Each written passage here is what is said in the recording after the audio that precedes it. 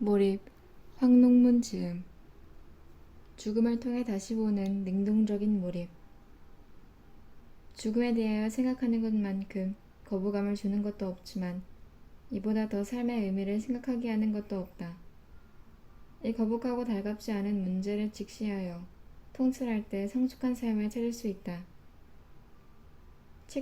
칙센트미아이 역시 천재와 평범한 사람의 차이를 죽음을 바라보는 통찰에서 찾았다. 역시 사람들은 위기에 처한 경우에만 최선을 다하고 위기가 사라지면 최선을 다하려는 동기도 사라진다. 그러나 천재들은 위기 상황뿐 아니라 평소에도 무언가를 부단히 추구하고 최선을 다한다. 마치 이들에게 일은 생계 수단이 아니라 삶의 목적으로 보인다. 그러면 왜 이들은 평상시에도 위기의식을 갖고 최선을 다하는가? 이와 관련하여 칙센트미아이는 다양한 분야에서 위대한 업적을 이룬 사람들과의 인터뷰를 통해 이들이 최선을 다하려는 공통적인 동기를 찾아냈는데 그것은 다름 아닌 죽음에 대한 공포였다. 이들은 다가올 죽음을 항상 의식하면서 최선의 삶을 살 것을 다짐했던 것이다. 기오르기 팔로디는 7살에 시인이 되고자 결심한 이유를 물었을 때 이렇게 대답했다. 죽는 것이 두려웠기 때문이죠. 거의 평생을 몰입 상태로 보내면서 불가사의할 정도로 많은 업적을 낸 전설적인 방랑 수학자 에르드시 역시 어릴 때 죽음의 의미를 깨달았다. 아이들은 자기가 죽는다는 생각을 안 해요. 나도 4살 때까지는 그랬지요. 그런데 어느 날 어머니와 함께 가다가 그 생각이 잘못되었다는 것을 알았어요. 나는 울기 시작했습니다. 내가 죽는다는 것을 깨달았던 것이요. 그때 이후 나는 늘 좀 더 젊어지려고 노력했습니다. 톨스토이는 인생의 길에서 죽음을 망각한 생활과 죽음이 시시각각으로 다가옴을 의식한 생활은 두 개가 서로 완전히 다른 상태이다. 전자는 동물의 상태에 가깝고 후자는 신의 상태에 가깝다라고 하였다. 내가 몰입을 하게 된 동기 역시 죽을 때 후회하지 않는 삶, 즉 최선의 삶을 살아야 한다는 생각을 진지하게 하면서부터였다. 죽음에 대한 통찰만큼 최선의 삶을 추구하는데 중요한 역할을 하는 것은 없다. 그래서일까 몽테뉴는 철학을 공부하는 것은 죽기를 공부하는 것이라는 일가를 남겼다. 우리가 불멸의 생을 산다면 혹은 영생을 얻는다면 죽음에 대해서 걱정할 필요가 없다. 그렇지만 그렇게 되면 삶의 의미도 없어진다는데 문제가 있다. 죽음이라는 개념이 없어진다면 삶이라는 개념도 성립할 수 없고 우리는 그저 무생물과 다를 게 없는 상황이 된다. 삶을 돌아보는 여유가 있어야 죽음에 대한 통찰도 가능한데 삶에 쫓기다 보면 다가오는 죽음에 대하여 깊은 성찰의 시간을 가질 여유도 없기 때문이다. 그렇다면 우리의 삶의 가치는 얼마나 될까? 젊음의 가치는 또 얼마나 될까? 사고 실험을 한번 해보자.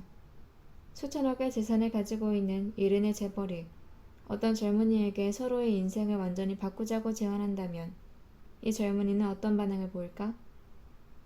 대부분의 젊은이는 이 제안을 거절할 것이다. 이런 간단한 계산만 해봐도 우리의 삶은 몇 천억, 아니 그 이상의 가치를 가지고 있다고 할 수 있다. 동시에 돈과 물질은 인생에서 그렇게 중요한 요소가 아니라는 것도 알 수 있다. 이미 우리는 수억의 돈보다 소중한 인생의 가치를 인식하고 있으니 그 가치에 걸맞은 삶을 살아야 한다. 오늘 하루 나는 얼마나 가치 있는 시간을 보냈는가? 오늘 하루 내가 한 일들은 어떤 의미를 가지고 있으며 각각의 활동은 얼마나 가치 있는 것이었나? 이런 일상이 반복된다면 인생의 마지막 순간 나는 자신의 삶에 대하여 만족할 수 있겠는가? 이 질문이 바로 스스로 몰입을 선택하는 중요한 동기가 된다. 죽음에 대한 통찰은 자기 스스로 죽음의 의미를 가슴 깊이 사무치게 느껴야 한다. 나는 과거 영겁의 세월 동안 세상에 없었고 앞으로 다가올 영겁의 세월 동안에도 세상에 없을 것이다. 지금 잠깐 존재하는 것뿐이다. 그것도 광활한 우주 한가운데 한낱 티끌에 불과한 지구라는 혹성에서 말이다. 이런 식으로 나와 나의 존재와 삶에 대하여 생각하다 보면 나는 언젠가 반드시 죽는다는 것을 깨닫게 된다. 반드시 죽는다는 점에서 나는 사형수와 같고 시한부 인생을 사는 것이다. 다만 사형 집행일이 언제인지 모른 채 살고 있을 뿐이다. 교통사고로 오늘 당장 죽을지, 암 선고를 받아서 몇 달 후에 죽을지, 아니면 운이 좋아 한 3, 40년을 더 살고 죽을지도 모른다. 하지만 분명한 것은 머지않아 죽는다는 것이다. 우리의 인생은 죽음을 향해 질주한다. 결국 우리는 태어나자마자 죽기 시작한다. 이 숙명을 어떻게 받아들여야 하는가? 이 숙명적인 죽음에 대하여 내가 할 수 있는 것은 무엇인가? 죽음에 대하여 내가 저항할 수 있는 것은 무엇인가? 그러다가 중요한 사실을 깨닫게 되었다. 죽음에 대하여 내가 저항할 수 있는 방법을 발견한 것이다. 내가 살아있는 시간이 유일한 기회이고 이 삶의 기회를 잘 보내느냐 그렇지 못하느냐는 나한테 달려있다. 서서히 다가오는 죽음에 대하여 내가 할 수 있는 최선은 살아있는 동안 가장 참다운 삶을 사는 것이다. 죽음과 크게 다르지 않은, 살아도 산 것 같지 않은, 죽지 못해서 살아가는 삶이 아니라 죽음과 가장 반대되는 삶을 살아야 하는 것이다. 하루하루가 생동감 넘치고 삶의 희열로 꽉 찬, 그리고 작지만 내가 가진 모든 능력을 최대로 발휘하는 그러한 삶을 살아야 하는 것이다. 왜냐하면 살아있음이 나의 유일한 기회이기 때문이다. 몰입에서 느끼는 종교적 감정. 2010년 4월 한 대형 서점의 판매 순위는 참으로 흥미로웠다. 1위부터 4위까지 각각 무소유, 아름다운 마무리, 살아있는 것은 다 행복하라, 맑고 향기롭게로 모두 법정 스님의 책이었다. 5위와 10위인 베르나르의 베르베르, 파라다이스 1, 2를 제외하고 다시 법정 스님의 책이 이어져 베스트셀러 20위 안에 법정 스님의 책이 무려 16건이나 올라와 있었다. 그야말로 출판계에 전례가 없던 이변이 일어난 것이다. 이러한 현상이 나타난 것은 법정 스님이 입적하고 얼마 지나지 않았기 때문이기도 했지만 그보다 스님의 글이 구구절절 사람들의 영혼에 큰 울림을 주었기 때문일 것이다. 이러한 지필은 삶과 죽음에 대한 끊임없는 영감 없이는 불가능하다. 법정 스님은 일반인들의 삶 속에서 늘 경험하면서도 미처 깨닫지 못하는 것들을 찾아내고 그것을 글로 옮겨놓았다. 몰입과 산매 상태는 여러 가지 면에서 비슷하다는 나의 믿음에 근거하여 나름대로 해석을 하자면 법정 스님의 삶과 죽음에 대한 수많은 깨달음을 얻을 수 있었던 것은 참선 상태에서의 고양된 두나 활동 때문인 것으로 생각된다. 이는 위대한 업적을 이룬 사람들의 풀리지 않은 난제를 포기하지 않고 오랜 기간 몰입해서 생각한 끝에 수많은 아이디어를 얻은 것과 비슷하다. 단지 주제나 관심사가 다를 뿐이다. 과학자들의 주제는 자연현상이고 종교인들의 주제는 삶과 죽음이다. 참선 수행을 하는 스님들은 앉으나 서나 한결같이 그 생각만 한다고 하여 동정의려, 꿈속에서도 그 생각만 한다고 하여 몽중의려, 깊은 잠속에서도 그 생각만 한다고 하여 숙면이려를 행한다. 이때 의식을 한 가지에 집중하는 데 집중하는 대상을 화두라고 하고 이러한 참선을 화두선이라고 한다. 그리고 이러한 수행을 통해 의식의 다른 집념의 방해를 받아 끊기는 일 없이 오로지 하나의 화두에 집중하는 상태를 삼매라고 한다. 삼매는 인도 신스크리트어인 사마디를 음으로 번역한 것으로 나와 내가 의식하는 대상이 일치되는 상태를 뜻한다. 나는 스님의 삼매 상태에 대해 기술한 글을 읽고 나서 슬로싱킹은 명상이나 참선과 흡사하고 몰입의 과정은 화두 하나만을 붙들고 오로지 그것만을 주요하게 생각하는 참선 수행과 비슷하고 몰입은 삼매와 대단히 유사하다는 것을 알게 되었다. 그래서 내가 종교적인 상태를 목적으로 하지 않았음에도 불구하고 몰입을 하면서 영성 효과를 체험했던 것이다. 무효 스님이 집필한 쉬고 또 쉬고라는 책의 제목을 봐도 참선이 슬로싱킹의 특징과 거의 비슷하다는 것을 알 수 있다. 영성 상태는 고도로 몰입된 상태와 거의 유사한 것으로 보인다. 만약 여기에 전문 지식이 결합되면 많은 아이디어와 문제 해결에 필요한 통찰력이 생길 것이다. 나는 만약 스님들이 어떤 분야의 전문 지식을 가지고 있다면 참선 상태에 고양된 능력으로 많은 문제들을 해결할 수 있으리라 생각된다.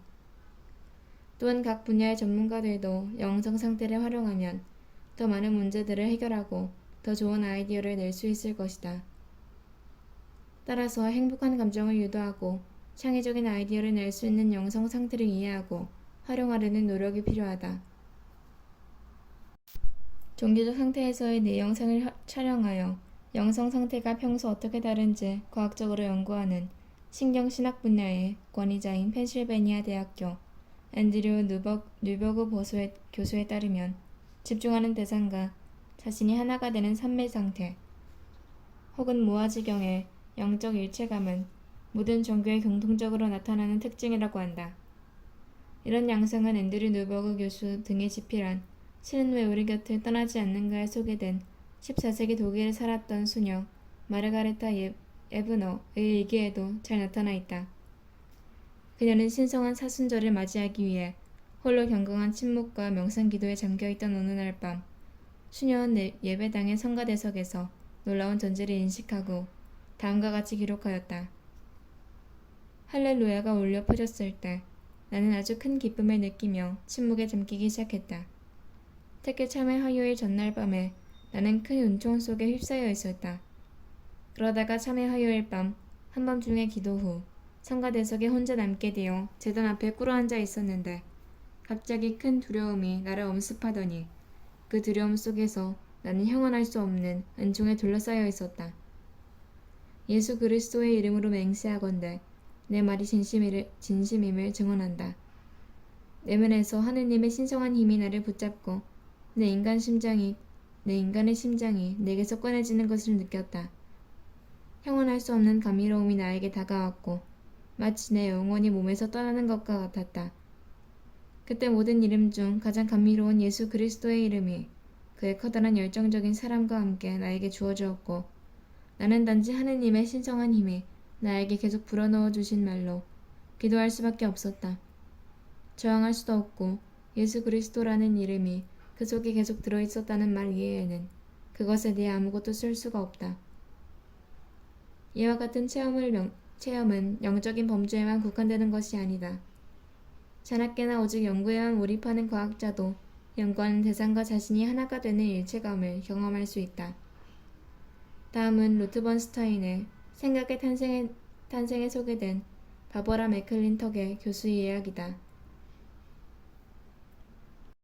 옥수수를 연구할 때 나는 그것들을 외부이지 않았다. 나는 그 안에서 그 책의 일부로 존재했다. 나는 염색체 내부도 볼 수 있었다. 실제로 모든 것이 그 안에 있었다. 놀랍게도 그것들은 내 친구처럼 느껴졌다. 옥수수를 바라보고 있으면 그것이 나 자신처럼 느껴졌다. 나는 종종 나 자신을 잃어버렸다.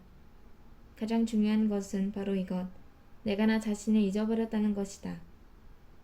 바브라 맥클린턱 교수는 미국 최초의 여성 노벨상 수상자로 옥수수를 연구하다가 유전자 변이를 발견했다.